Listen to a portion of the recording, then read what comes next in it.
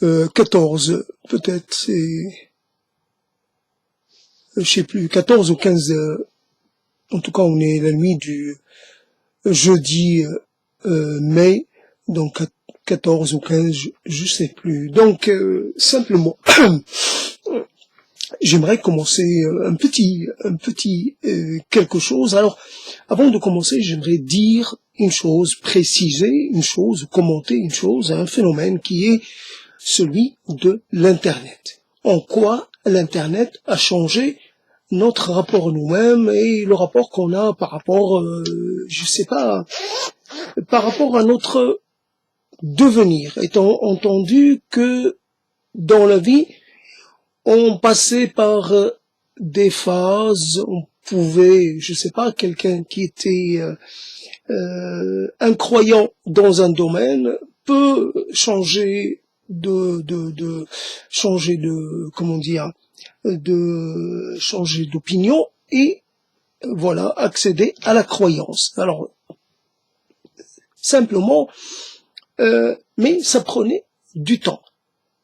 Et quelquefois, ça ne se produisait jamais. Donc, on restait dans son confort, dans son état irrité peut-être de son univers culturel, social, symbolique, etc. Donc, la chose était comme ça. Et si on avait franchi les mers, si on s'était éloigné de son lieu de naissance, qui est évidemment le lieu de la première empreinte, de la première du premier marquage. Donc si on s'était éloigné, après on se retrouvait du fait coupé donc de ces espaces d'émergence, et donc on était obligé, on ne pouvait plus exercer un quelconque repli, donc on était obligé de s'adapter à ce qui se passait dans le pays, le pays qui est devenu le nôtre. Donc on a un premier pays, un deuxième pays, donc mais rupture, qu'elle soit d'ordre, je sais pas comment dire, au niveau de la langue parlée, au niveau des habitudes, au niveau de la géographie, au niveau de beaucoup de choses. Alors je me rappelle, puisque c'est un élément important, qui était important à son époque, c'était l'arrivée des télés satellitaires. Et donc à un moment donné, évidemment, en dehors du fait que ça pouvait constituer une sorte de gêne pour les tenants d'une sorte de presque un espace public le plus, j'allais dire, la neutralité dans l'espace public, c'est ça qui marrant. Il faut que rien ne dépasse, ni linge, ni rien. Donc voilà, voilà la France, un peu dans ce style-là.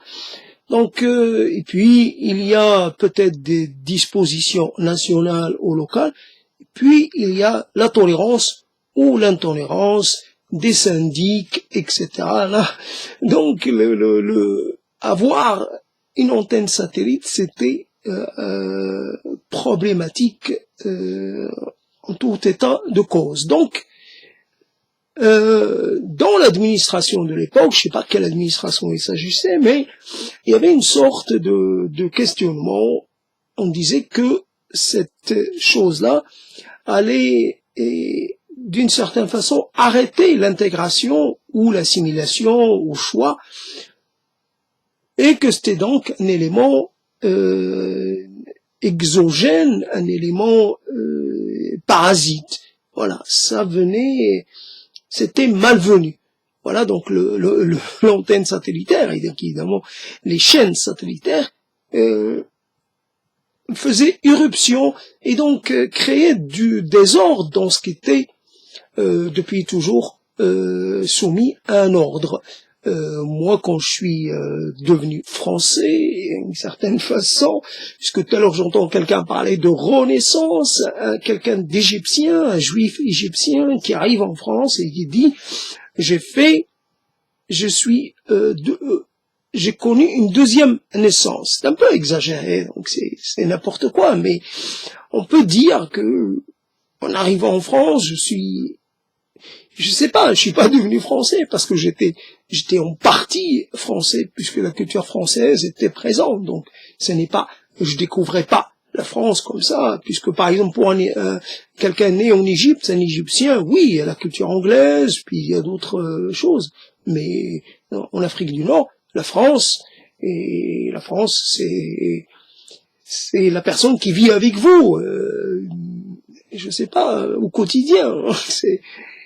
Donc vous découvrez pas, vous renaissez pas, vous continuez dans ce compagnonnage. Sauf que au lieu de rester éloigné, vous vous rapprochez du lieu, de l'origine de cette, je sais pas, pas d'influence, mais je sais pas. Donc finalement, je suis arrivé, donc il y avait deux chaînes de télévision. Donc évidemment la première, cela suit un ordre chronologique dans la première. Après, si la deuxième s'appelle si la chaîne, l'autre chaîne s'appelait la deuxième, c'est parce qu'elle est venue en deuxième,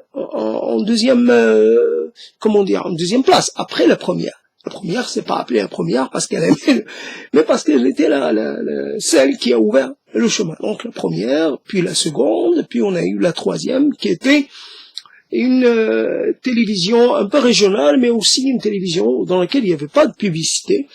Après, il y a eu la libération, donc on a privatisé la première, qui de ce fait a quitté le domaine public. Mais après, on a permis à d'autres chaînes d'arriver, notamment la 5, et puis il y a eu Canal+, il y a eu, mais bien entendu, les trois chaînes premières ne diffusaient que ce qui était, évidemment, il y avait une diffusion d'un cinéma ou international, le monde était présent, mais toujours vu sous l'angle français. Donc c'est la France qui décidait de mettre, qui choisissait ce qu'elle allait voir, dans ce qui allait peut-être l'influencer, mais il n'y avait pas de concurrence. À l'époque, oui, il y avait peut-être quelques radios, je sais pas, moi j'ai grandi avec la radio de la BBC en arabe, et puis il y avait, donc les gens qui venaient en France, ils n'allaient pas écouter une radio arabe, d'ailleurs, ça m'étonnerait, parce que ils pouvaient pas les capter, ces radios. Donc ils étaient coupés, ils étaient du jour au lendemain, ils se retrouvaient dans une sorte de néant, et ils étaient obligés de s'adapter. Non, voilà, tout ce qu'ils entendaient, tout ce qu'ils voyaient, c'était en rapport avec la France, avec l'histoire de France, histoire sur le long terme, ou histoire très actuelle, voilà. Donc on les formait à devenir en partie de vrais Français, et quelque part, voilà. Et quelquefois ça prenait un aspect très didactique, hein. C'est la télévision, ce n'est pas que divertissement, elle est aussi formation maintien de cet esprit national.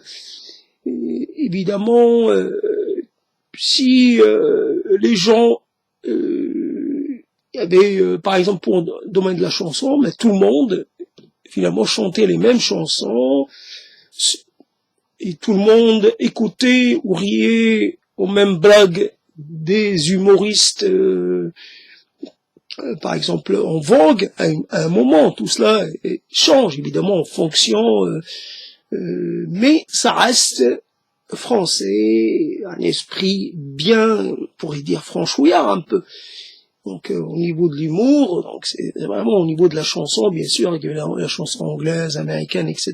Mais les standards, évidemment, mais il y avait la chanson, c'est beaucoup Donc Hallyday, Sardou, etc. Voilà. Et puis Ferré, et puis Barbara, pour ceux qui veulent un peu de la chanson à texte ou la chanson engagée. Il y avait Brassens, il y avait Brel, il y avait de quoi satisfaire les goûts de tous. Et donc la télévision était pas mono monolangue, ou je sais pas, il était quand même finalement tout cela était homogène et faisait un tout. Donc l'éruption de la télévision satellitaire qui a amené évidemment les chaînes nationales de certains pays, donc voilà, les pays d'origine des gens qui se sont installés en France depuis un moment, voilà, et évidemment pas en français, dans les langues d'origine. Donc cela pouvait faire craindre finalement la panne de tout ce processus et la mise en échec de tout ce processus d'intégration. Évidemment, le problème avec les chaînes, c'est qu'il y avait des chaînes satellitaires, c'est qu'il y en avait qui étaient des chaînes d'embrigadement religieux ou idéologique, peu importe. Il y avait le retour du religieux, voilà. Donc les musulmans de France n'ont pas les autorités qu'il faut pour les encadrer, mais ils trouvaient ces autorités ailleurs dans les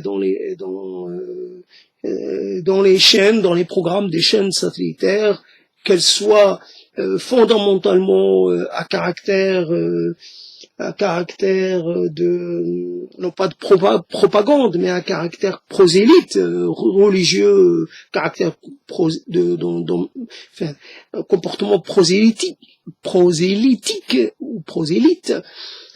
Voilà, donc après l'internet,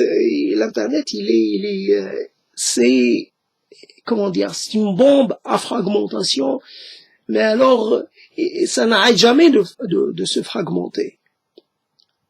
Et quand vous pensez avoir finalement pris le plus gros de la secousse et que vous êtes en train de vous rétablir, un peu de sortir du trauma, de nouveau.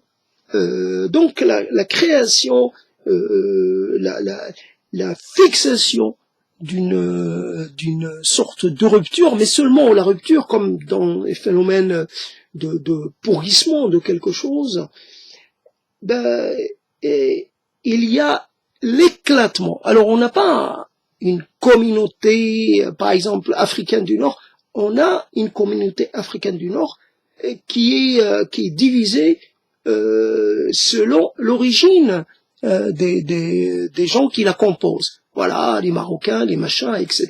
Puis à l'intérieur même des Marocains, il y a évidemment les gens venant de villes différentes, donc identifiables par leur accent, et puis il y a les berbères, et puis il y a les arabophones, puis il y a quelque part les gens, même parmi les berbérophones, il y a des gens qui sont identifiés par une région, et donc ils vont avoir à constituer une communauté relativement un peu une communauté fermée sur elle-même, évidemment, mais une sous-communauté, même on pourrait dire sous-communauté. Donc c'est ça le problème. Alors l'internet, qu'est-ce qu'il vous amène? Qu'est-ce que l'internet vous amène? Donc c'est cette longue cause qui pourrait devenir longue causerie, mais j'ai pas envie de l'allonger plus que nécessaire. Simplement, je viens de voir sur France Culture, donc il y avait une émission consacrée aux soins. Donc évidemment, ça tombe, c'est assez opportun. Et voilà, Avicenne, Ibn Sina, voilà, Ibn Sina, ça devient un savant ou un médecin perse. Voilà le problème. Quand on ramène, alors que finalement on sait le problème qu'il y a une sorte de chauvinisme, qu'il y a dans l'histoire musulmane entre les persophones et les arabophones. Voilà, donc il y a eu des tensions, etc., etc. Mais le problème des Iraniens, disons iraniens plutôt que perses, les Iraniens, c'est qu'ils sont dans la contradiction. Ce médecin-là, éminemment connu, etc., dont un hôpital en France porte le nom et tout, ben ce Ibn Sina, Avicenne, il est finalement, il écrit en arabe, il n'écrit pas en perse. Et c'est ça toute la différence. Donc, normalement, selon la tradition adoptée, c'est quiconque s'exprime ou écrit en arabe, il devient arabe. Donc, en fait, comme l'élément arabe est un élément considéré comme prédominant, non pas parce que l'élément arabe est majoritaire, mais parce que le recours à la langue arabe, étant entendu que la langue arabe est considérée pas de fait qu'elle est la langue du Coran, elle a un caractère un peu... elle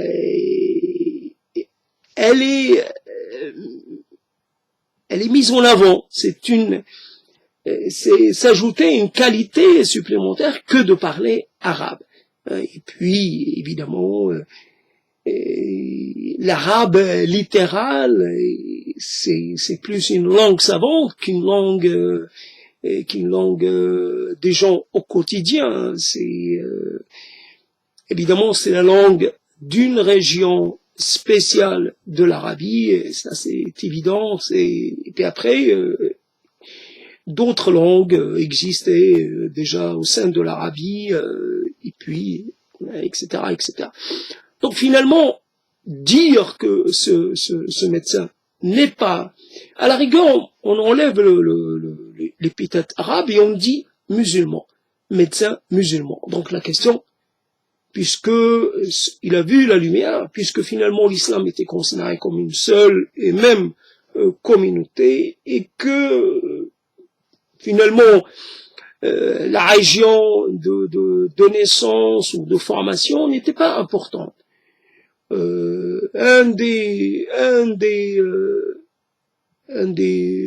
personnages les plus importants dans l'islam, point de vue celui qui a transmis une bonne partie de la tradition, des traditions du prophète, qui sont un complément indispensable, un complément législatif indispensable pour résoudre un certain nombre de cas qui n'étaient pas prévus dans le Coran. Donc c'est un pilier essentiel, et évidemment donc il s'appelle Bukhari, donc il vient de Bukhara, évidemment l'Asie centrale, etc. Bukhara, je ne sais plus la capitale de quel pays, Tadjikistan, Ouzbékistan, en tout cas, c'était pas important. Il continue de quelque part de se référer à sa région mais personne ne le voit en tant que national. Si aujourd'hui des gens, je sais pas, des pays issus de l'éclatement de l'Union soviétique ont par exemple pris comme héros national Tamerlan, Gengis Khan, pourtant Gengis Khan c'est un génocidaire donc quelque part. Donc c'est vraiment pas, mais voilà, ils ont donc l'État-nation, et qui est évidemment à l'opposé de la doctrine musulmane, à l'opposé de la tradition, qui est une tradition comment dire, rassembleuse ou unifiante, et qui n'admet pas qu'il existe des territoires qui soient gouvernés par une autorité séparée. Une autorité, ça n'a pas de sens.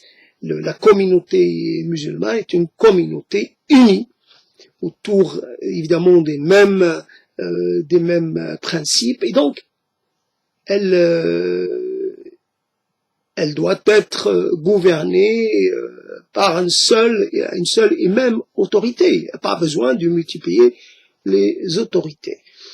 Donc le problème est que fondamentalement les gens les gens ne disent pas, on va pas écouter, on va pas suivre finalement ce traditionniste, ce rapporteur de la tradition du prophète, parce qu'il n'est pas arabe, ou parce que, et puis il n'y a pas cet élément ethnique dans l'affaire.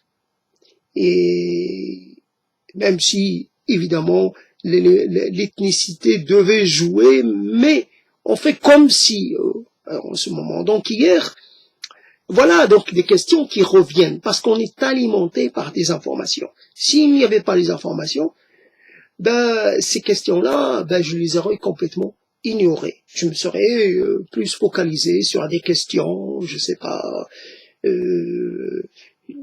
purement locales, le local français. Donc.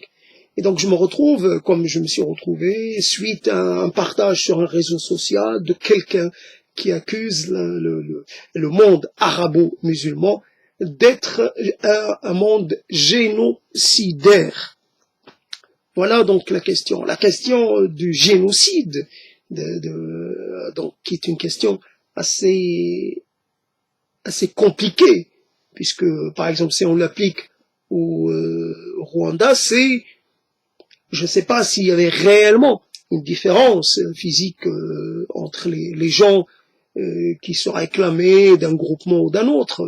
J'imagine que ces gens partageaient la même langue et qu'en fait c'était uniquement le mode de vie, soit on pourrait avoir des sédentaires et des cultivateurs sédentaires, et puis des éleveurs nomades. Donc uniquement, comme on trouve aujourd'hui, les Peuls, c'est normalement des éleveurs nomades. Et donc, par exemple, les Dogons, c'est des gens qui sont sédentarisés depuis longtemps. Et évidemment, il y a des conflits, les conflits que l'on connaît entre les Dogons et les Peuls, et les drames qu'il y a eu récemment. Donc, le problème, bien entendu, la mise en esclavage a existé. Dans quelle proportion, ça c'est difficile de le dire, et même qu'on applique le mot génocide sur la traite européenne, cela n'a pas de sens. Historiquement, n'a pas de sens, puisque finalement les gens n'avaient pas pour but d'éliminer les gens qui habitaient l'Afrique. Bien sûr, ils avaient des besoins, donc ils prenaient tant qu'ils en avaient besoin. Donc après, c'est une question, c'est en fonction des besoins. Évidemment, les besoins, à un moment donné, ont été assez conséquents. Donc, c'est par millions que les gens ont été finalement envoyés loin de chez eux. Mais l'esclavage, si l'on peut appeler ainsi, l'esclavage ou le servage, c'est plus dans l'ordre domestique et plus que dans puisqu'on avait l'esclavage, d'accord, mais on avait une sorte de servage que l'on pouvait avoir. On n'a pas besoin d'apporter de la main d'œuvre pour travailler, comme ça a été en Amérique et ailleurs, pour travailler dans les champs de la canne à sucre. On avait des gens sur place, on avait de la main d'œuvre locale. Donc s'il y avait, je sais pas, qu'est-ce qui justifiait économiquement parlant le fait d'acheter des gens pour les mettre à son service, et surtout dans des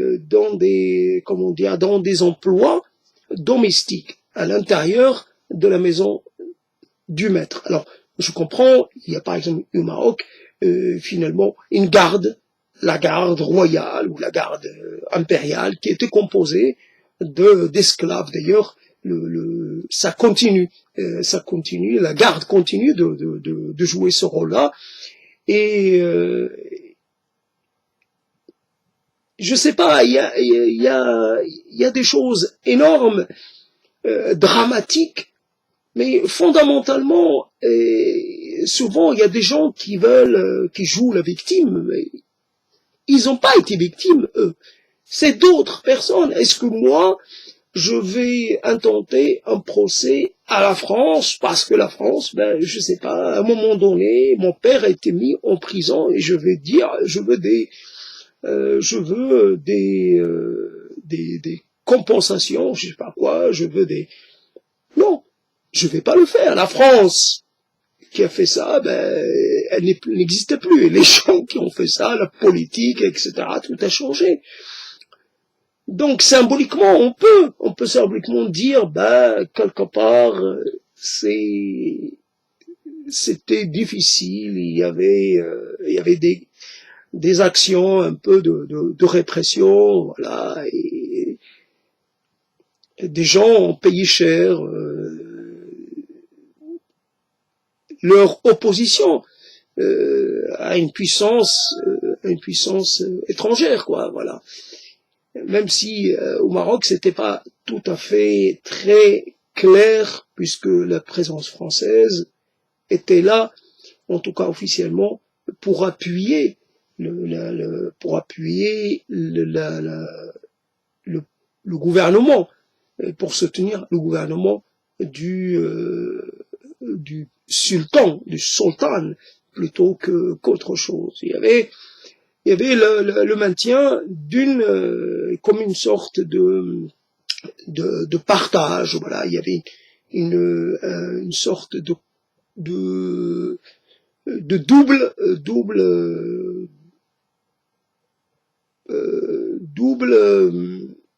il y avait un roi et puis il y avait un résident. Donc le résident, je ne sais pas si quel était réellement, s'il était l'équivalent du roi. Je ne pense pas. Le roi avait une fonction évidemment symbolique, une fonction religieuse que le résident ne pouvait pas, à laquelle le résident ne pouvait pas briguer. Le résident est un administrateur, plus alors que le roi il est plus que ça. Et voilà, donc le problème est que on se retrouve finalement à devoir, puisque comment la question a été posée, comment l'accusation a été lancée. Alors évidemment, on va dire des millions et des millions. Évidemment, la personne qui a partagé ça, c'est parce que il y a eu la commémoration de la journée la journée de l'esclavage, évidemment, et c'est compliqué, hein, ces histoires aujourd'hui, ces histoires de dettes mémorielles et de contentieux, là aussi historiques. Est-ce qu'ils ont encore leur place dans notre époque? Des gens sont prêts aujourd'hui, et là le problème, c'est que des gens sont prêts, sont en train de délégitimer d'autres gens dans leur droit à posséder la terre, à partager la terre avec eux. Donc, des gens s'estimant plus légitimes et s'estimant les véritables propriétaires de la terre entament tout un processus de mise à l'écart, de rejet et de délégitimation. Et finalement, on serait prêt à passer à une étape, à un moment donné, une étape d'expulsion, comme on a expulsé, je sais pas, les juifs et les musulmans d'Espagne, on pourrait dire, on expulse les descendants des envahisseurs arabo-musulmans. Donc tous ceux qui se réclament, tous ceux qui évidemment ont quelque chose de près ou de loin avec ces gens-là, même si la chose s'est produite il y a beaucoup de siècles, ben, on ravive un peu tout cela.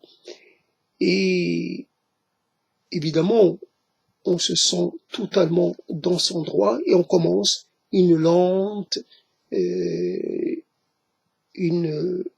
travail lent qui peut prendre beaucoup de temps, mais on sait que le temps, il travaille pour nous, on sait que quelque part, on gagne des petits, on essaie de marginaliser, de pousser l'adversaire, supposé adversaire, le pousser à nous laisser le plus comment dire, à nous accorder le plus à reconnaître des choses. Aujourd'hui, le droit à parler notre langue, le droit à avoir un espace propre, et puis on va peu à peu, on va demander, aujourd'hui on a des terres, ben, ces terres-là, pourquoi on n'a pas aussi, on voudrait partager les terres les plus riches, on voudrait aussi notre part de ceci et cela. Alors, on voudrait revoir un peu tout, on voudrait renégocier le partage territorial. Qu'est-ce qui fait que des gens se retrouvent occuper une terre? Cette terre, ils l'ont occupée, c'est vrai que ça fait déjà des siècles qu'elle est leur, mais cela n'empêche pas qu'ils l'ont prise par la force. Donc voilà le problème. Donc on se retrouve dans des problématiques dont on n'a pas spécialement besoin. Pourquoi cela revient à la charge? Pourquoi cela se réimpose dans notre quotidien et dans notre champ intellectuel, ou nos champs identitaires? Voilà donc simplement, donc par rapport à ça, tout à l'heure j'ai entendu quelqu'un dire, sur France Culture encore une fois, dire un grand Kaira. Je le dis, j'avais prévu de pas prononcer le terme, mais c'est extraordinaire. En fait, on s'approprie l'insulte absolue, et quelque part non pas l'anathème, mais il n'y a pas plus discriminant, il n'y a pas plus rabaissant, il n'y a pas plus méprisant, il n'y a pas plus que cette invective-là, que cette insulte-là. C'est extraordinaire. Comment est-ce que c'est normal? Est-ce que c'est normal d'abord de citer ça, et il y a suffisamment de gens déjà qui parlent, qui traitent les autres. Rien qu'hier, j'entends quelqu'un qui parle beaucoup, et à un moment donné, ben, je sais pas s'il sait ce qu'il dit, finalement, s'il a conscience de la portée de ces mots. Et évidemment, le problème, c'est que quelqu'un qui parle beaucoup, il parle dans toutes les directions. À un moment, il se taque au christianisme, à un autre moment, il s'attaque à l'islam, il s'attaque à la psychanalyse, il s'attaque à tous les penseurs, voilà. Et puis, voilà, de quel droit s'est-il, par exemple, attaqué à l'islam? Qu'est-ce qu'il peut comprendre de l'islam? Même les gens qui se disent musulmans ne comprennent pas beaucoup de choses à l'islam. Donc,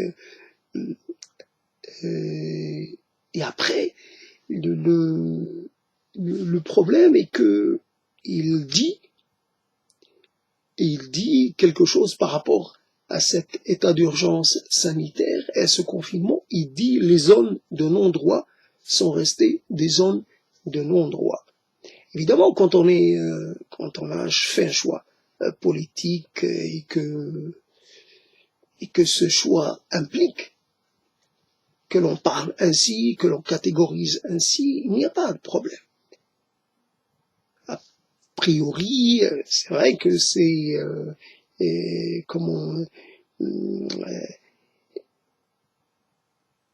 y a une réalité, il y a des situations assez compliquées, il y a des tas de choses. Alors, d'un côté, il y a les gens qui continuent de penser que la France agit de façon coloniale ou néocoloniale dans ce qu'ils appellent les banlieues, les quartiers populaires.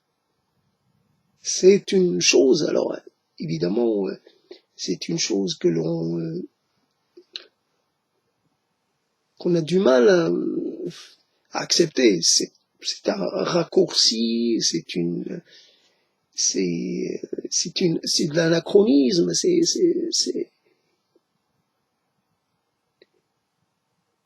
c'est totalement improductif, ça n'a strictement, ça, il y a des problèmes, mais toute classe sociale, qu'elle soit d'origine étrangère ou pas, toute classe sociale défavorisée, de facto, n'a pas accès aux moyens de promotion sociale. Elle va connaître des difficultés, même si, parce qu'il y a quelque part, il y aurait une sorte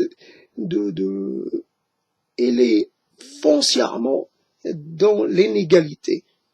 Parce que, je sais pas, et ça s'est vu, constaté à l'occasion de l'enseignement à distance. Donc on a vu que des gens qui pouvaient, des enfants qui pouvaient compter sur le soutien de leur famille et d'autres qui ne pouvaient pas.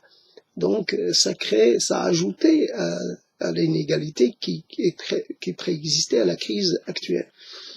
En tout cas, les zones de non-droit, ça veut dire quoi? Donc quand on dit ça, évidemment, on est dans on est non pas dans l'accusation, mais on est dans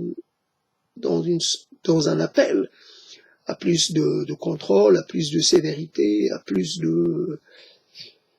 d'action volontariste, à plus de volontarisme, à plus de sévérité, à plus. N'importe qui, même si peut-être personnellement je serais pour, mais rationnellement et politiquement parlant, ça ne marche pas. La politique, ce n'est pas des slogans. La politique, ce n'est pas finalement de demander à un gouvernement de faire ce qui pourrait nous arranger le plus. Non. La politique, c'est tenir compte tenir compte des enjeux, tenir compte des spécificités de chaque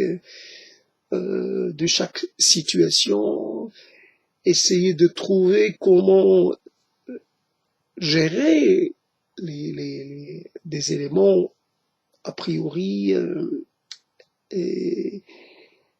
antagonistes, comment gérer l'antagonisme, qui soit de antagonisme social, ou économique, géographique ou territorial, etc.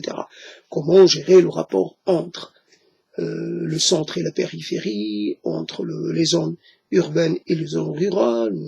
Nous le voyons très bien. Comment en fait gérer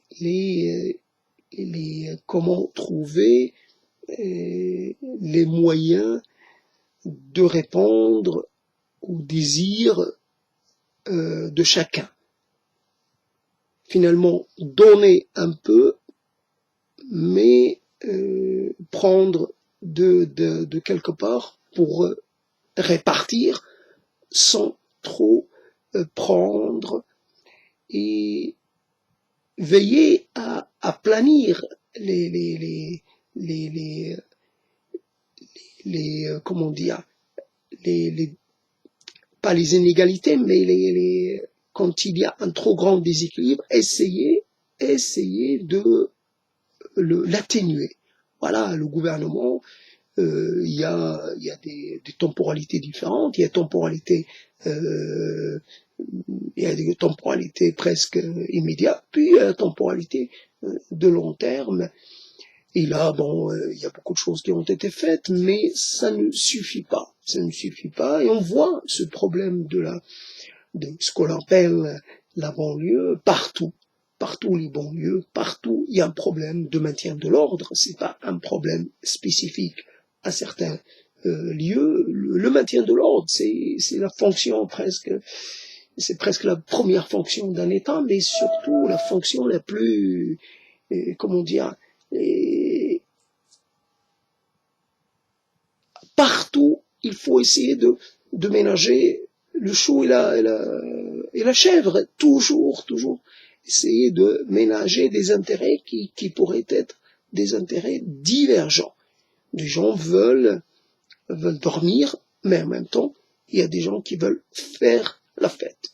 Et on sait que la fête rapporte de l'argent, que évidemment les gens qui viennent faire la fête dépensent, que de ce fait il y a des retours qui bénéficient à toute la communauté, mais ce n'est pas suffisant, parce que les gens à côté, là on ne parle pas de banlieue, on parle simplement des gens qui veulent dormir normalement sans être empêchés de le faire par par le bruit ambiant de gens qui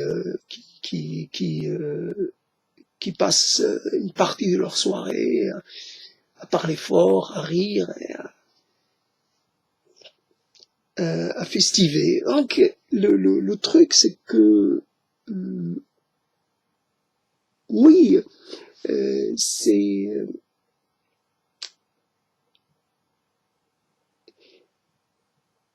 alors ça montre que tout à l'heure j'ai entendu quelqu'un parler de Spinoza. Évidemment j'ai arrêté parce que ça n'allait pas, mais surtout arrêté quand il a dit mon ami le philosophe. Voilà une qualité que plein s'arroge quoi comme ça. On peut s'auto-proclamer philosophe. Il suffit de commettre un ou deux livres et surtout de le dire. C'est une comment dire, c'est une qualité qui n'a pas besoin d'être discernée par une autorité quelconque. Je suis philosophe. Quel est votre métier? Je suis philosophe. C'est quoi votre rapport à la philosophie? Ça y est, on est entré dans la parole et on peut tenir n'importe quel discours. Sauf que c'est prendre du recul. Simplement prendre du recul et ce qui était intéressant par rapport à ce personnage hautement, j'allais dire, toxique, puisque finalement, il avait dit qu'il allait arrêter de parler. Alors d'autres l'utilisent, par exemple. C'est ça qui est marrant. Il a parlé du déclin. C'est un décliniste. C'est ça qui est intéressant. C'est pas un, comment on appelle ça? Ces gens qui prédisent la fin du monde. C'est pas un, aïe aïe aïe. C'est un décliniste sans être pour autant trop dans le catastrophisme, hein, trop dans le... Ah, j'ai oublié le nom, mais vous savez, je crois que c'est un penseur italien, enfin un propagandiste italien qui divulgue cette théorie de l'effondrement. Mais le déclin, voilà, comparé le déclin des 10 valeurs, voilà, valeurs de je sais pas quoi, dans toujours certaines se revendiquent, voilà, l'Europe des Lumières, la démocratie, je sais pas comment dire, la liberté, etc.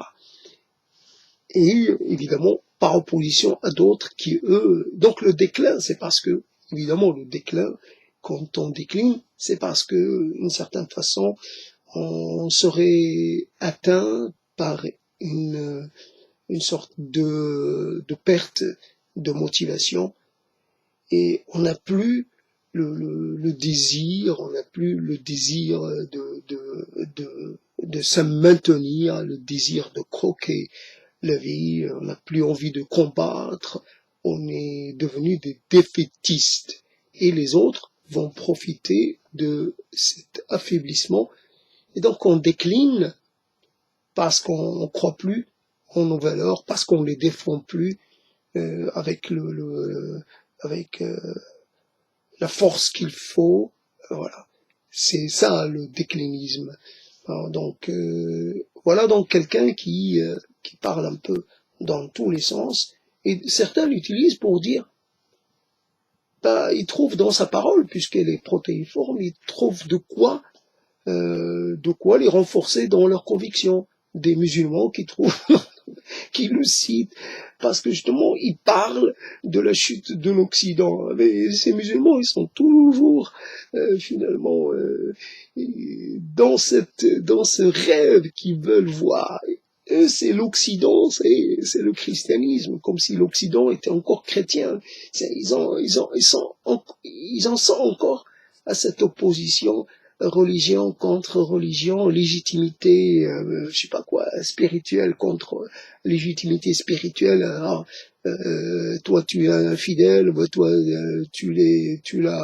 c'est toi l'infidèle, mais non c'est toi. Voilà, ces histoires qui nous font un peu fou, qui nous font régresser. Non, c'est vraiment pas une référence crédible. Alors, j'ose pas évidemment penser, qu'est-ce que je pourrais dire de ce qu'il a tenu comme propos sur Nietzsche, sur Spinoza, sur ceci, cela. Et sa parole n'est pas crédible parce qu'il est un touche-à-tout, il est juste un prétentieux. Et voilà, quand quelqu'un dit mon ami le philosophe, ben, s'il avait dit sur le monde un peu ironique, un peu, je sais pas, non, il a dit sincèrement, il pense que c'est quelqu'un qui peut éclairer les gens. Éclairer les gens, c'est une chose très, très, euh, plutôt dire, j'essaie avec mes modestes moyens, euh, de faire un peu émerger une parole, voilà, ben, c'est ma parole. C'est une parole personnelle, donc elle est subjective et je ne prétends pas du tout être en capacité de tenir des discours objectifs ou de constituer une référence. Je ne cherche surtout pas à me constituer en tant que référence. Ça, c'est déjà commencer par un aveu comme ça, l'aveu d'une sorte de modestie, une modestie, je dire, fondamentale, ou je pourrais dire ontologique, ou je sais pas, une modestie absolument nécessaire. C'est à partir de ça que l'on peut commencer à installer quelque chose. Donc, je ne prétends pas, je ne construis pas une tour de Babel, je ne cherche pas à atteindre le royaume des cieux, non, je reste finalement, je conserve une certaine humilité, voilà, moi je suis un être terrestre, donc tout ce que je fais, c'est à partir de ma condition d'être terrestre, ma condition d'être biologique, mes besoins physiologiques m'imposent finalement de rester très très humble. Voilà, j'ai besoin que des gens finalement me nourrissent, travaillent pour me nourrir, pour m'apporter ce dont j'ai besoin. Donc je suis dépendant. Je peux pas me passer. Si j'ai l'eau, c'est parce que si j'ai le courant, si j'ai l'électricité, si j'ai tel ou tel, même une fourchette, même un couteau, ben c'est pas moi qui l'ai fabriqué. Donc tout ce que je fais, le stylo avec lequel j'écris, le papier, ben c'est issu de tout un processus. Ben là, des gens se sont levés un jour, puis ont commencé à créer une forêt, voilà. Et puis cette forêt-là, ils en ont pris soin, et voilà. Et puis le processus de fabrication du papier, ou alors peu importe, le processus de fabrication de l'outil numérique, mais peu importe. Donc je m'inscris dans une chaîne, et je suis peut-être pas l'élément le plus important de la chaîne. Moi, je suis quelqu'un qui vient un peu pour, je sais pas, moi, comme la personne qui vient pour égayer, je sais pas, pour divertir les gens productifs, les gens essentiels. Moi, je ne suis pas essentiel. Donc, fondamentalement, on se retrouve devant des paroles multiples et des paroles souvent très décevantes, si ce n'est plus. Qu'est-ce que c'est que ça, finalement? Qu'est-ce que c'est que ce monde est,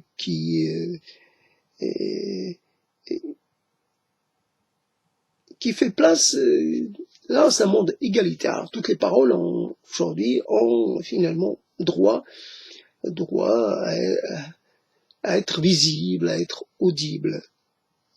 Il y a, il y a une sorte de discours pro-domo, voilà.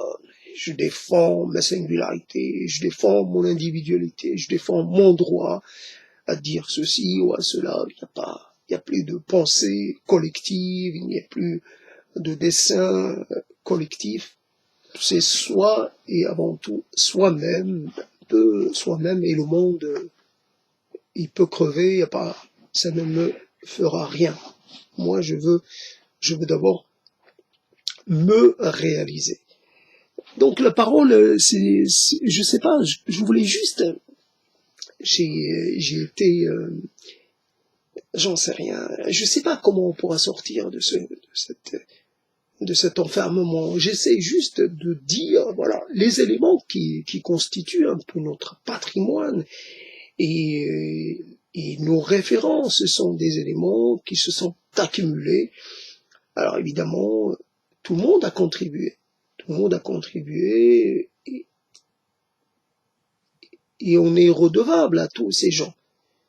Il n'y a pas, il y a pas de nécessité à, voilà, de nouveau à nationaliser ou à ethniciser l'apport, la connaissance. La connaissance, je sais pas, quand vous êtes, c'est vrai, les chiffres, alors on dit les chiffres indiens et pas les chiffres, ou le zéro est indien et pas arabe, mais pourquoi pas dire indo-arabe, voilà, on règle le problème, comme ces gens, comme cette personne morte depuis un moment, et je ne sais pas pourquoi elle a mis fin à ses jours, qui avait écrit longtemps, je crois une thèse ou un livre sur le djihad, et quelqu'un qui avait dit, on va appeler le golfe, on va pas l'appeler ni arabe ni persique, on va l'appeler le golfe arabo-persique, perso-arabe, voilà, quelque chose pour faire plaisir à tout le monde. Ce qui est extraordinaire, c'est le, c'est le côté, l'unanimisme iranien autour de cette épithète de Perse pour le Golfe. Simplement pour y dire le Golfe. Et on sait le Golfe, on sait de quel Golfe il s'agit, puisque c'est un Golfe important. Pas besoin de dire qu'il est arabe ou qu'il est perse. Mais les Iraniens pourraient très bien accuser un des leurs de trahison, de haute trahison, si jamais il venait à préférer dire par exemple Golfe arabe, ou peut-être même arabo-persique. Voici une chose, alors quelle est l'importance? Quelle est l'importance? Et pourtant, des deux côtés du Golfe, les gens peut-être sont chiites des deux côtés du Golfe, chiites des Simains, et puis il n'y a pas de différence. Mais c'est important. Comme quoi la religion, quelquefois, elle a du mal à échapper au piège ethno-linguistico, je sais pas quoi. Et donc le problème, c'est que quand on ne parle pas, on se retrouve seul à devoir gérer le flux de choses qui vous arrivent, qui vous atteint. Vous pouvez éteindre la radio parce que vous avez entendu le mot affreux de Kaira et que vous refusez ça de façon totale que vous pourriez même intenter un procès à quelqu'un qui le prononcerait. Or, c'est un mot qui est devenu presque courant. Voilà. Alors, c'est le mot qui a remplacé, non, il était le mot, la réactualisation des mots infâmes, style bico, etc. C'est en fait, l'époque peut changer, mais en fait, elle change pas tant que ça. Donc, fondamentalement, donc des combats restent, des combats quoi? Des combats symboliques, des combats de principe. C'est quoi ces combats? Pour y dire, c'est des combats d'arrière-garde. Quelle est réellement l'importance de cela? Ce qui est marrant, c'est que quand on dit Maghreb, on dit Occident. Alors on pourrait dire, tiens, à des populations occidentales, puisque finalement, c'est le Maghreb, c'est l'Occident. Alors c'est pas l'Occident européen, mais c'est un Occident tout de même. Donc, et alors, problème donc au niveau de la sémantique, mais c'est vraiment le problème n'est pas, il n'y a pas de solution pour ce problème. Donc, quand on dit maghrébin, on dit occidental. Il faut savoir ce que ça veut dire. Maghreb, maghrébin, c'est un occidental, et le maghrébin, l'occidental, en arabe, pour un peu pour essayer pour essayer de désigner un peu l'affreux. De l'autre côté, il l'appelle l'occidental. Alors, occidental, celui qui n'a plus de religion, qui est finalement, qui vit une vie un peu lubrique, qui est l'otage de ses désirs, simplement. Alors, tout à l'heure, j'ai écouté du début jusqu'à la fin une intervention de Toby Nathan, donc c'est pour ça que j'ai parlé de la Renaissance. Et Toby Nathan, donc c'est cet Égyptien dont on retrouve aucune intonation, aucun souvenir de son accent égyptien dans le français qu'il parle, mais il prononce, par exemple les mots arabes, il les prononce normalement, comme les prononcent les arabophones de tous les pays. Donc le ha, il le prononce correctement. Et puis, donc, j'avais envie, moi aussi, d'être comme ça à l'aise, et puis commencer à, non pas à délirer, mais commencer à partir dans quelque chose comme ça. Alors, j'ai noté quelque chose que j'ai envie de traiter. C'était une chose qu'elle dit, donc, Toby Nathan, un hasard, c'est un hasard qui se révèle destin. C'est un hasard qui se révèle destin. C'est très intéressant parce que ça rejoint exactement, ça résume énormément de choses dont j'ai traité et qui, je savais pas comment faire avec le hasard. Le hasard est un mot d'origine arabe, mais il paraît que c'est un jeu justement, un jeu de hasard, un jeu basé sur le hasard, l'aléatoire, et ou la chance, comme on pourrait dire, comme par exemple dans l'arabe du Maroc, le mot qu'utilise l'espagnol pour parler de chance, suerte. Donc la chance c'est suerti, suerti, pas suerte, suerti, ti au lieu de souhaite, ti. Donc il y a une petite transformation phonétique, mais c'est tout. Donc c'est donc, voilà. Donc j'ai écouté Nathan pendant un certain temps et j'ai écouté un peu Nathan aussi parler dans le cadre d'un passage dans une émission de télé. Et ce qui est marrant, c'est que moi je dis Nathan, je dis pas Toby. Je suis pas un monsieur familier. Et c'est ça qui est marrant, c'est que le présentateur de l'émission va appeler ça qui est marrant, va appeler Salman Rushdie, il va l'appeler Salman. Mais Toby Nathan, il l'appelle pas Toby, il l'appelle Toby Nathan. Tandis que Toby Nathan, il dit Monsieur Salman Rushdie, quand il s'adresse à Rushdie.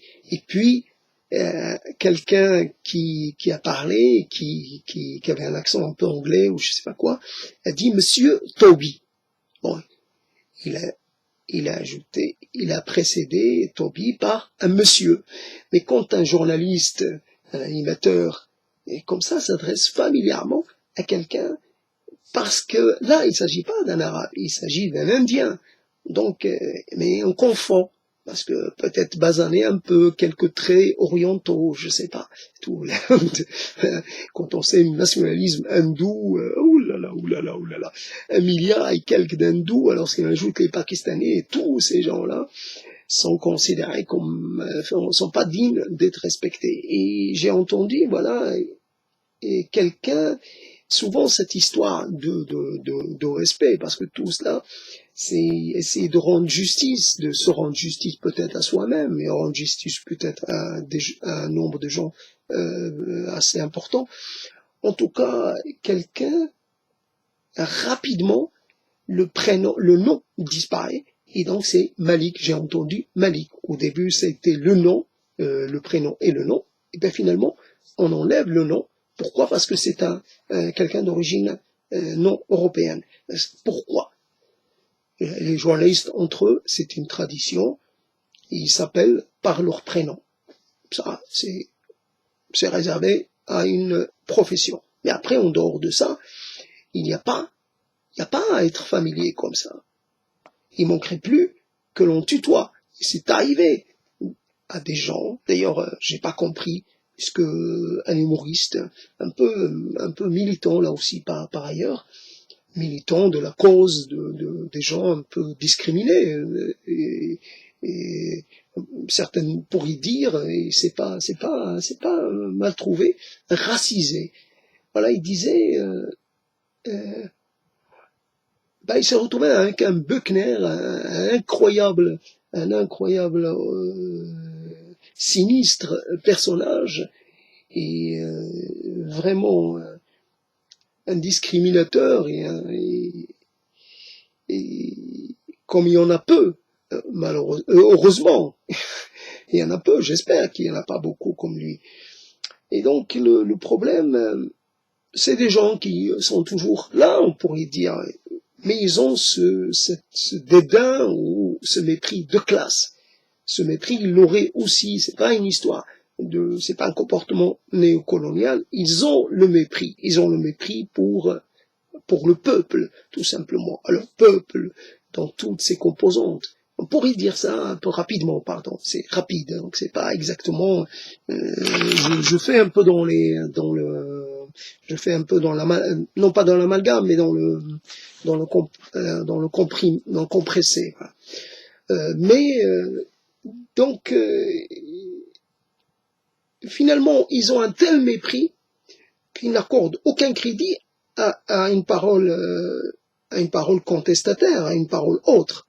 Donc la personne d'origine occidentalo-africaine, il n'aurait pas dû venir, parce qu'il savait, bien sûr, il est jeune, il est encore très sûr de lui, il est prêt à la bagarre, mais finalement ces gens-là, puisqu'il y en avait deux, donc un sinistre, un deuxième sinistre, un personnage que vous connaissez, qui tient une émission qui s'appelle Réplique, et c'est une émission que France Culture ne veut surtout pas supprimer, malgré les scandales énormes qu'il a suscités.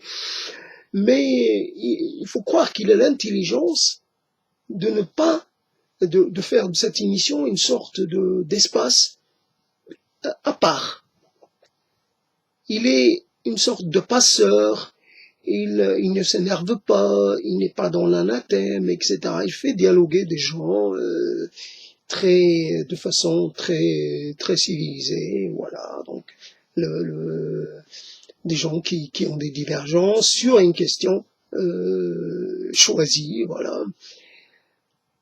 Donc France Culture, voilà, c'est quelqu'un qui n'est pas encore mort, alors elle attend qu'il soit mort. Alors comme, je sais pas, cet historien, les lundis de l'histoire, je sais plus comment il s'appelle, comment il s'appelle, cet historien qui en fait, on faisait l'émission quand il avait des problèmes de santé, on faisait l'émission à partir de chez lui. Alors c'est lundi de l'histoire, dans l'après-midi, c'est pas Marc Ferro, je sais plus, je me rappelle plus de son nom. Et donc elle attend aussi, finalement elle a arrêté l'émission, presque arrêté l'émission après la mort, par exemple les cultures d'islam, après la mort de son créateur, de son donc cette émission réplique ne s'arrêtera pas tant que son animateur continue de bien se porter. Et donc il était là avec Bruckner. Donc finalement, il ne pouvait rien contre ces gens qui sont finalement habitués aux joutes intellectuelles et habitués à finalement il se pense comme il se pense ou il se pose comme différents et comme s'ils étaient d'une autre condition, d'une autre essence. Voici donc voilà. Il s'installe tellement haut qu'il vous oblige finalement à faire un effort rien que pour essayer de se mettre à leur niveau. On vous déteste, ils vous détestent de façon tellement, comment dire, tellement, ils vous laissent aucune marge de manœuvre. Vous êtes totalement illégitime pour toutes les raisons possibles et imaginables. Et notamment, ça pourrait être, par exemple, pour cette histoire, de quartiers de non-droit. Des quartiers qui auraient échappé, imagine. C'est quoi? C'est des quartiers diplomatiques, des quartiers qui auraient échappé à la loi de la République. Quand on sait l'importance de l'image de la République et que finalement la loi de la République doit être la même, doit s'exercer sur tout le territoire, même le plus petit fragment du territoire, même sur une île déserte, la loi de la République est une. C'est pas la République qui est une, c'est la loi de la République qui est une et indivisible. Sauf pour les départements, évidemment, départements régis par, je sais plus comment ils s'appellent, ces départements Alsace et Lorraine dans lesquels l'État continue de subventionner les cultes, en tout cas, je me rappelle plus à un moment donné où la laïcité n'a pas, donc la loi de la séparation n'est pas mise en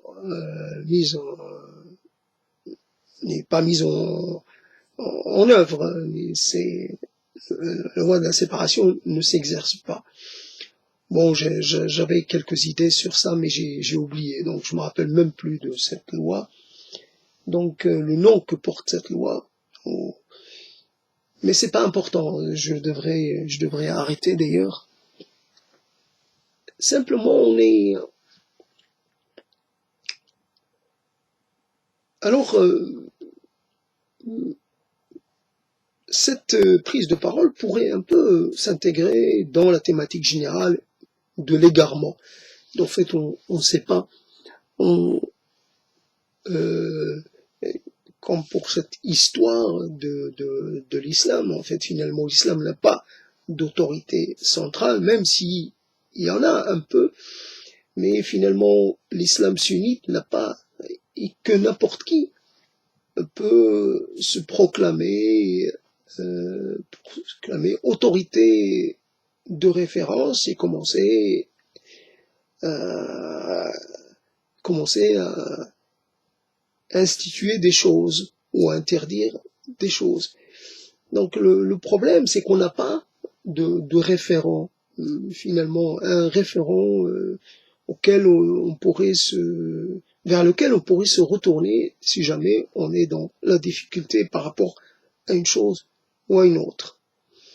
On va pas on va pas se retourner vers Foucault, on va pas se retourner vers Deleuze, on va pas se retourner vers je sais pas qui. Il y a personne, Bourdieu, personne, il y a personne pour pouvoir répondre à certaines questions. Comment être universel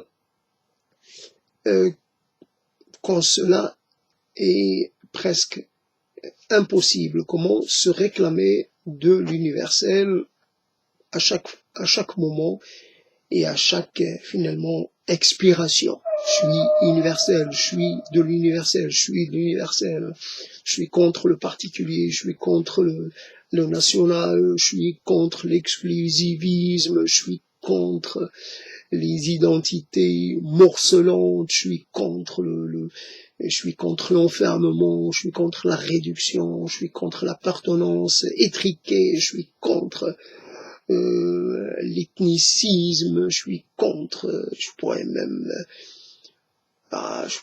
être pour voilà, vivre une autorité mondiale qui soit réellement dotée de pouvoir exécutif et non pas quelque chose.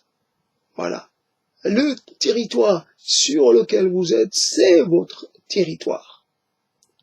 Et voilà. Et on revient vers des choses assez basiques qui nous ont été léguées. On ne fait que passer. C'est vrai que l'être humain essaie de maintenir une certaine permanence à travers la transmission de ses perceptions, de ses mythes, de ses légendes, de ses fausses vérités et fausses croyances. Voilà.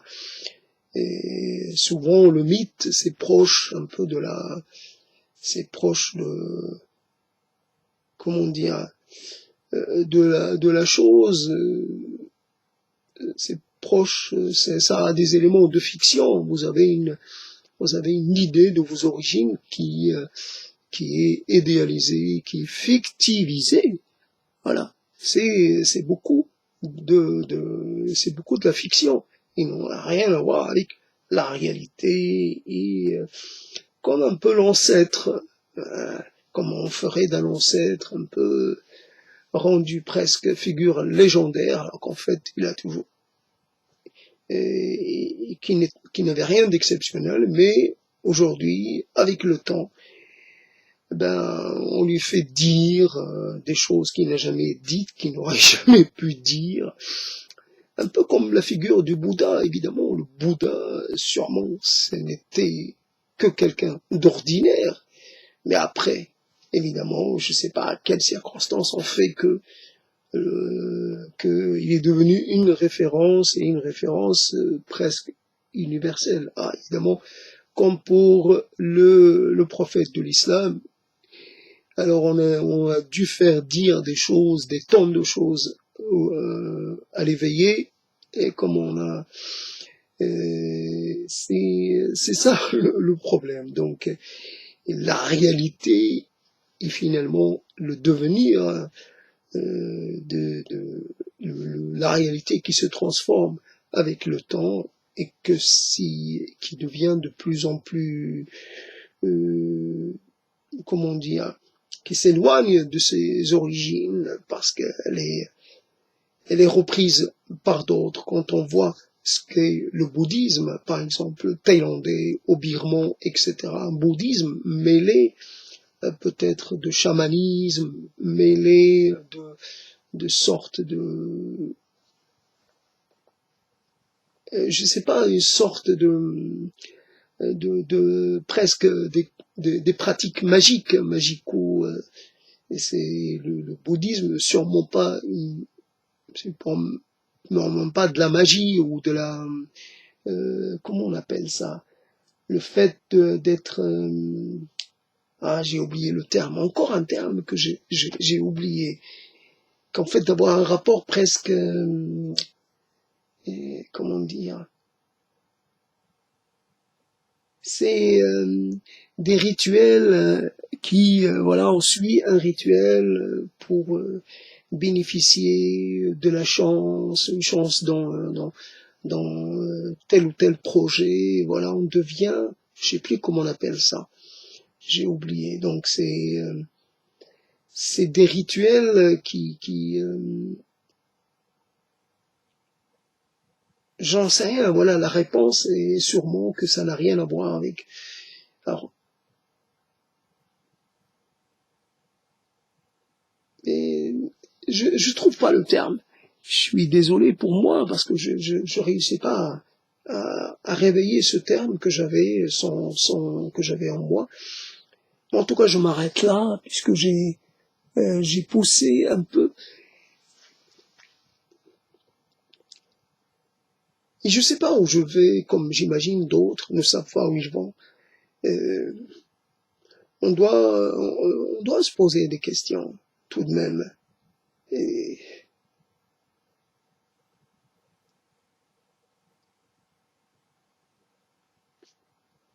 alors, il y a, je sais pas comment dire, à une époque, tout à l'heure j'ai parlé des satellites et des chaînes satellitaires, mais même avant la radio, je sais pas comment circulait l'information, comment on faisait finalement sa formation, euh, comment on satisfaisait son désir de savoir, son besoin de savoir. Et quelque part, on devait être beaucoup plus local, beaucoup plus focalisé sur son espace de proximité. Alors que là, aujourd'hui, on se retrouve totalement, et non seulement au niveau spatial, mais au niveau temporel. Tout à l'heure, je reviens vers quelqu'un je vais voir quelqu'un qui a un problème d'ordre politique. Politique, il déclenche une sorte de controverse politique en contestant une décision prise par le bureau politique de son parti. Et il se défend en citant la parole d'un religieux. C'est un religieux que j'ai retrouvé souvent sur le watch d'un réseau social. Je comprenais pas ce qu'il faisait là. Moi, je suis en France et au nom de quoi, moi, je suis envahi par la parole de ce Sha'arawi. Je comprends pas.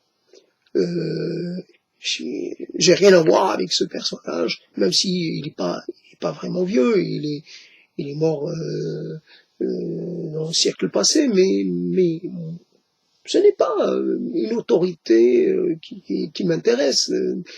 Mais à la rigueur, je dirais quelqu'un qui est socialiste, en tout cas, qui se réclame du socialisme, bah, fondamentalement, pas qu'il est anti-religieux, mais qu'il a d'autres sources de référence que les religieux, que les religions ont une fonction à jouer. Mais voilà, c'est un peu n'importe quoi. C'est un peu un amalgame. D'ailleurs, l'amalgame est un mot d'origine arabe aussi, mais l'amalgame, c'est qui, qui, qui, qui, euh, qui, comment dire, qui renforce le sentiment de confusion et le sentiment de perte de repères. Il n'y a rien, il n'y a rien à quoi l'on peut se rattacher et sans risquer de se retrouver éjecté ou se retrouver, voilà. C'est, on est, euh, on est tout le temps secoué par des courants différents, par des influences, par des propos, et on peut pas s'installer dans une sorte de stabilité, une sorte de fixité. On a une ligne directrice et voilà, ce que l'on fait est toujours suit cette ligne. Donc, je suis anarchiste, ben, en général, je discute de l'anarchisme, évidemment, avec des gens qui sont dans la même voie politique que moi. Après, ça n'empêche pas qu'on ait des divergences, et l'anarchisme, on est habitué aux divergences. Et puis après, donc je peux pas être anarchiste et en même temps peut-être, je sais pas, m'inscrire dans des frontières, qu'elles soient des frontières linguistiques ou des frontières politiques ou des frontières mémorielles ou des frontières, je sais pas, symboliques. Pour moi, l'anarchisme, peut-être, c'est la destruction de l'ordre ancien pour mettre à la place un ordre nouveau. L'ordre nouveau, il doit être en rupture. Le socialisme, c'est la rupture, et non pas l'inscription dans une tradition ou une autre. C'est évidemment la socialisation du moyen de production, mais c'est aussi un pas vers l'émancipation culturelle, l'émancipation symbolique des masses. C'est aussi permettre aux masses de se gouverner elles-mêmes et non pas être aliénées à des sortes de puissance ou à des voilà, aliénées à des sortes de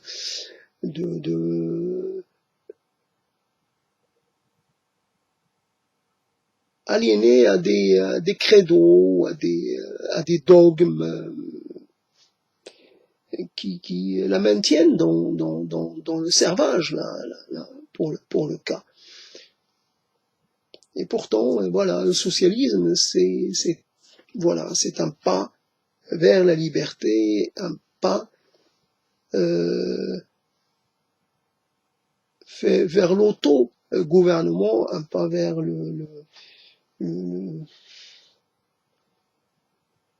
voilà donc la chose. Alors, j'avais commencé par parler de ces choses que l'on rencontre et qui vous interrogent, vous interpellent, qui vous obligent d'une façon ou d'une autre. Je sais pas, j'ai réagi sur un réseau social parce que on avait fait venir une rabbin femme pour parler de l'esclavage. Je pense que c'est en rapport avec la commémoration. Mais évidemment, j'ai rien contre la rabbin en tant que tel. Je sais qu'elle est qu'elle est un personnage un peu qui plaît aux médias, qu'elle passe bien parce que c'est une femme, parce qu'elle est dans la séduction et tout.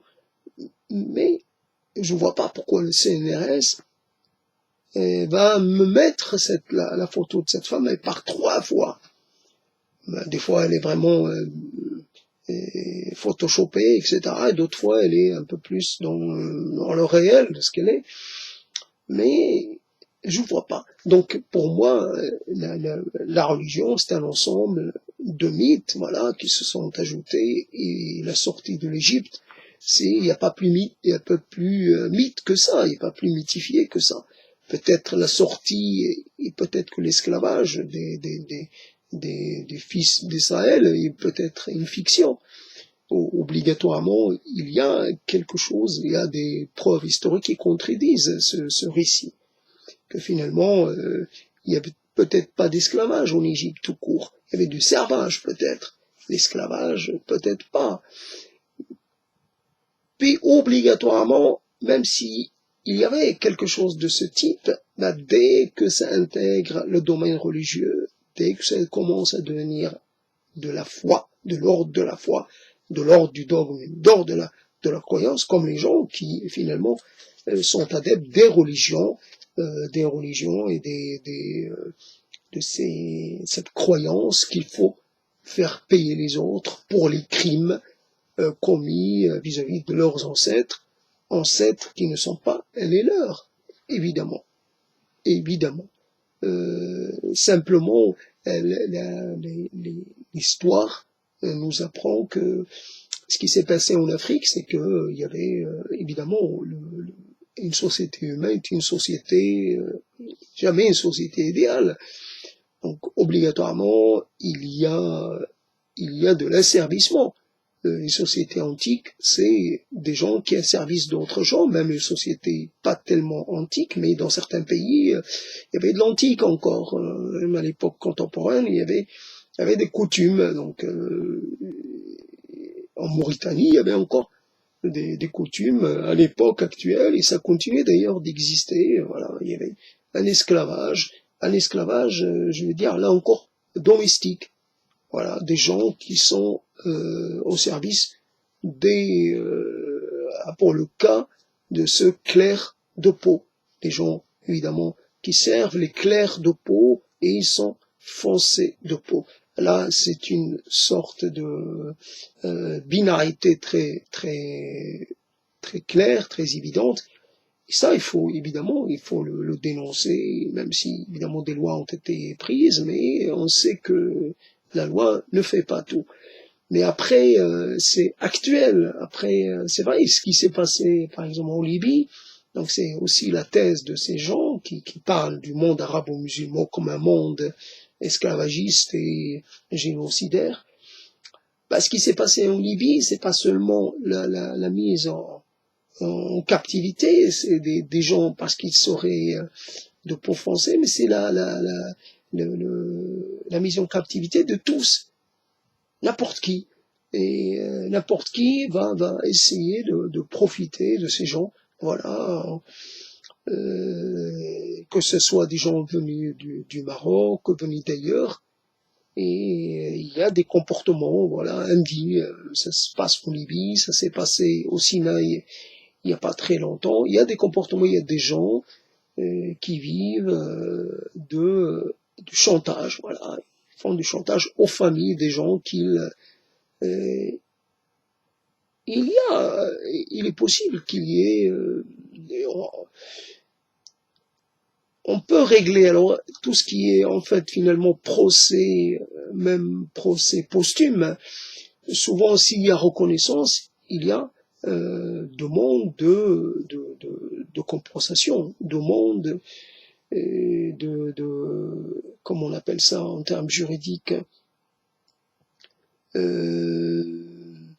Donc, au niveau moral, si des pays, moi je sais que à un moment donné, à Zanzibar, il y a eu les Omanais qui étaient, voilà, qui ont pratiqué l'esclavage pendant un moment. La population qui était la population afro, je ne sais pas comment dire, s'est soulevée, on a massacré un grand nombre. Là, ça s'est terminé par un massacre. C'est vrai que l'histoire, par exemple, du Maroc, ben, c'est une histoire dans laquelle c'est pas une histoire glorieuse à ce niveau-là. Mais est-ce que ce discours-là, voilà le problème, est-ce que ce discours-là, il est, il est, il est accepté? Est-ce il a des chances finalement d'être accepté? Est-ce qu'il est possible que des gens arabo-musulmans se mettent à reconnaître une responsabilité historique, etc. Il y a aucune chance. On fait ce discours-là peut-être pour se faire plaisir, parce qu'on a un compte à régler, mais ou alors ce discours va rejoindre un peu les thèses de gens, je sais pas, qui ont intérêt à délégitimer et à qui font un procès au monde arabo-musulman depuis toujours. Alors que ce soit, évidemment, que ce soit les croisades, et à ce moment-là, essayer d'arracher les lieux saints à la mainmise des musulmans, les lieux saints du christianisme, ou alors, quand on sait par rapport à Byzance, d'une certaine façon, on pourrait avoir envie, une sorte de revanche posthume, d'essayer d'arracher le Byzance, d'arracher la ville au pouvoir, à la mainmise des Turcs, des Ottomans, mais là, actuellement, c'est les Turcs, même s'il y a évidemment des passerelles. Mais après, et puis, évidemment, après, les chrétiens, les croisés venus, les juifs, donc, qui, évidemment, qui ont encore plus que les autres un rapport avec ces territoires-là, un rapport tellement d'une façon qui n'accepte pas le partage de la terre, qui n'accepte pas une cohabitation, voilà, c'est ça le problème. C'est vrai que l'islam dernier venu, enfin pour cette région-là, mais après en Inde, il y a eu d'autres religions, en Iran aussi, après l'islam, le bahaïsme, et puis il y a eu le sikhisme. Donc en Inde, c'est donc l'islam, en tout cas, le fils est légitime de. D'ailleurs, quelqu'un disait la vraie religion judéo-chrétienne, c'est l'islam. Le fils est légitime du judaïsme et du christianisme, c'est l'islam. Et évidemment, on n'est pas prêt de reconnaître un fils illégitime, surtout si ce fils commence à tout réclamer pour lui-même, et voilà, à tout revendiquer pour lui-même. Voilà, c'est une question. C'est problématique toutes ces choses-là. Alors comment lire l'histoire sans se sentir impliqué? Je sais pas, la question est toujours là. Il y a quelqu'un que j'ai rencontré, je peux dire, non pas par hasard, je sais pas. En tout cas, j'ai rencontré quelqu'un qui s'appelait Goldgat, qui était un enseignant d'arabe peut-être marocain ou d'arabe tout court, et qui était venu en France pour faire une thèse de littérature française, en littérature française. Donc il se retrouve enseignant d'arabe, alors qu'en fait, il est venu d'après mes souvenirs. En tout cas, son fils, qu'il a eu avec une femme franco-française, ben son fils, il a choisi de se spécialiser dans l'histoire de l'Occident musulman. Et en plus, non seulement il a ça, il a ce tropisme-là, et en plus il a un tropisme berbérophone, ce qui fait que on aurait pu penser, tiens, mais pourquoi est-ce qu'il n'a pas choisi quelque chose en rapport avec son territoire d'habitation, son lieu de naissance? Pourquoi et cette spécialisation, ben on n'a qu'à la laisser à d'autres, comme certains, quand on voit des gens, je sais pas, comme si toutes les questions touchaient à ce qu'on appelle l'Orient, ben touchant à ce qu'on appelle l'Orient, devaient être comment dire, de la compétence des gens. Je sais pas, la Chine, ça devrait être comme il y a un historien d'origine chinoise qui évidemment, et non, parce que on est trop impliqué. Donc il faut confier ça à des gens qui n'ont pas d'affect, spécialement d'affect avec cette histoire. Donc voilà, toi tu es peut-être d'origine berbère, arabe ou berbère, bah tu fais autre chose, tu as étudié l'histoire de la Bretagne, tu as étudié l'histoire des territoires, je sais pas moi, l'Alsace et la Lorraine, et comment finalement cette histoire a marqué la Troisième République, comment elle a été une des causes peut-être de la Première Guerre mondiale, voilà. Et c'est ça la chose.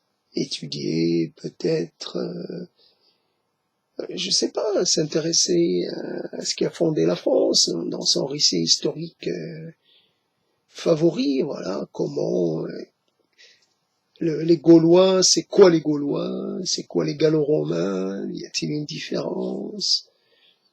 Alors qu'est-ce qui reste de cette époque dans le paysage, dans la langue, dans la culture, dans les territoires, voilà.